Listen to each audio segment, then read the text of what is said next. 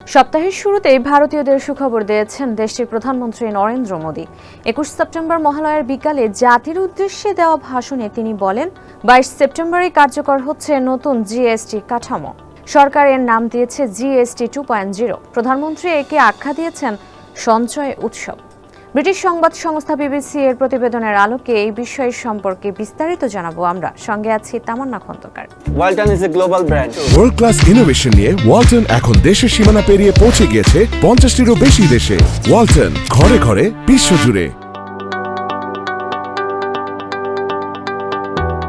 নরেন্দ্র মোদী বলেন, এক দেশ এক কর নীতি সময়ের দাবি। সব পক্ষের মতামত শুনে এবং দেশবাসীর স্বার্থকে অগ্রাধিকার দিয়ে নতুন কাঠামো চালু হচ্ছে। এতে জনসাধারণের খরচ কমবে, কেনাকাটায় আসবে স্বস্তি এবং ব্যবসা বাণিজ্যে মিলবে স্বচ্ছতা। ভারত সরকারের দাবি, জিএসটি 2.0 চালু হলে কর প্রদানের জটিলতা দূর হবে, ব্যবসায়িক প্রক্রিয়া আরও সহজ হবে এবং অর্থনীতিতে গতি আসবে। একে শুধু কর সংস্কার নয়, বরং আগামী প্রজন্মের জন্য দীর্ঘমেয়াদী অর্থনৈতিক উপহার হিসেবে বর্ণনা করেছেন ভারতের প্রধানমন্ত্রী। নতুন জিএসটি কাঠামোতে দুধ, রুটি, জীবন ও স্বাস্থ্য বীমা এবং জীবন রক্ষাকারী ওষুধ সম্পূর্ণ করমুক্ত করা হয়েছে। ছোট গাড়ি, টেলিভিশন ও এয়ার কন্ডিশনারের ওপর ভোগ কর 28% থেকে কমিয়ে নির্ধারণ করা হয়েছে 18%।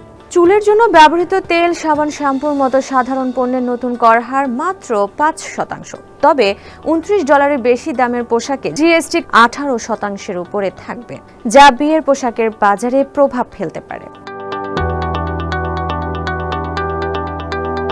ভারতের সেপ্টেম্বর থেকে জানুয়ারি পর্যন্ত চলে দীর্ঘ উৎসব মৌসুম। সাধারণত এই উৎসবের সময় ভারতীয়রা নতুন গাড়ি, পোশাক, ঘরের প্রয়োজনীয় জিনিস এবং দৈনন্দিন প্রয়োজনীয় সামগ্রীতে বেশি খরচ করেন। কর কমায় ক্রেতারা আরও উৎসাহী হবেন বলে শিল্প মহলের বিশ্বাস।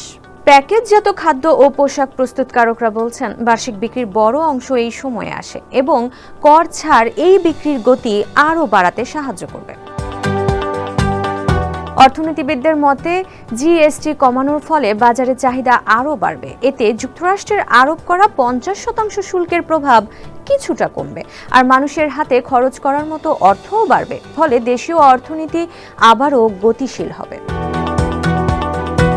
এর আগে 2025 সালের ফেব্রুয়ারিতে $12 বিলিয়ন আয়কর ছাড় দিয়েছিল ভারত সরকার। পাশাপাশি সুদ হার কমিয়েছিল দেশটির কেন্দ্রীয় ব্যাংক আরবিআই। রিলায়েন্স, ভোক্তা পণ্যের প্রধান কোম্পানি HUL এবং অটোমেকার মাহেন্দ্র সহ বিভিন্ন সংস্থা গ্রাহকদের জন্য কর কমিয়ে চাহিদা বাড়ানোর পরিকল্পনা করছে। এই কর হ্রাসের ওপর ভরসা করছেন গাড়ি নির্মাতারা। অগাস্টে মোদির ঘোষণার পর থেকে তাদের শেয়ারের দাম 6 থেকে 17% পর্যন্ত বেড়েছে।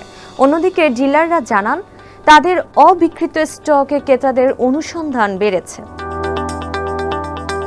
ভারতের বৃহত্তম মোটরবাইক প্রস্তুতকারক হিরো মোটোকর্প এর মুম্বাই শোরুমের এক ডিলার বিবিসিকে জানিয়েছেন, আগামী 2 মাসে বিক্রি 2024 সালের তুলনায় 30 থেকে 40% বাড়তে পারে। হিরো ইন্ডিয়ার প্রধান ব্যবসায়িক কর্মকর্তা আশুতোষ ভার্মা বলেন, প্রথমবারের মতো গাড়ি কিনতে আসা ক্রেতাদের খরচের বোঝা কমানোর ফলে পরিদর্শক এবং ক্রেতার সংখ্যা বেড়েছে। বিশেষ করে তুলনামূলক সস্তা পণ্যের চাহিদা বেশ বেড়েছে। গোদরেজ এন্টারপ্রাইজের কর্তৃপক্ষ মনে করে, কর কমানোর ফলে মেট্রোপলিটন এলাকার বাইরে এয়ার কন্ডিশনারের বাজার সম্প্রসারণ হতে পারে। তবে নতুন দাম সমন্বয়ের জন্য কোম্পানিগুলোকে শেষ মুহূর্তে লেভেল বদলাতে এবং উৎপাদন সামঞ্জস্য করতে হচ্ছে। খুচরা ব্যবসায়ীদের অভিযোগ, হঠাৎ কর পরিবর্তনের খবর দেরিতে পৌঁছায় দাম ও প্যাকেজিং বদলাতে হিমশিম খেতে হচ্ছে।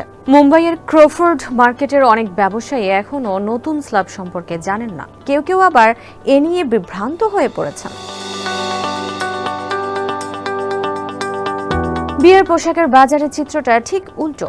$29 নিচে পোশাকের ওপর জিএসটি 5% কমিয়েছে সরকার, কিন্তু এর ফলে বেশি দামের পণ্যের ওপর এখন 18% বা তার বেশি কর আরোপ করা হচ্ছে।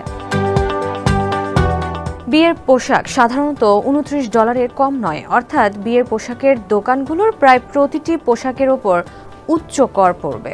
যা কারিগর, ডিজাইনার ও খুচরা বিক্রেতাদের জন্য চাপ তৈরি করবে। মৌসুম শুরুর আগে এই কর বৃদ্ধি বাজারের উচ্ছ্বাস কিছুটা কমিয়ে দিতে পারে বলে মনে করেন ব্রাইডাল শোরুমের মালিকরা।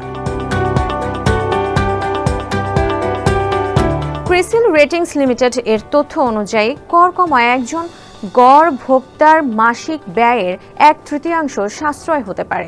এতে মধ্যবিত্তের ক্রয় ক্ষমতা বাড়বে, তবে লাভের মাত্রা নির্ভর করবে উৎপাদকরা কতটা দামের সুবিধা ভোক্তার কাছে পৌঁছে দেন তার উপর। এই প্রভাব 2025 সালে এবং এর পরবর্তী আর্থিক বছর পর্যন্ত থাকতে পারে বলে তারা মনে করছে। কর কমায় 2025 সালে প্রায় $5.4 বিলিয়ন রাজস্ব কমতে পারে বলে মনে করে ভারত সরকার। মুডিস রেটিং এর তথ্য অনুযায়ী ক্ষতির পরিমাণ আরও বেশি হতে পারে এবং আগামী বছরগুলোতে ঘাটতি আরও স্পষ্ট হবে। 2025 সালের অর্থ বছরের প্রথম 4 মাসে ফেডারেল কর রাজস্ব তেমন বাড়েনি, অথচ ব্যয় ইতোমধ্যেই 20% বেশি বৃদ্ধি পেয়েছে।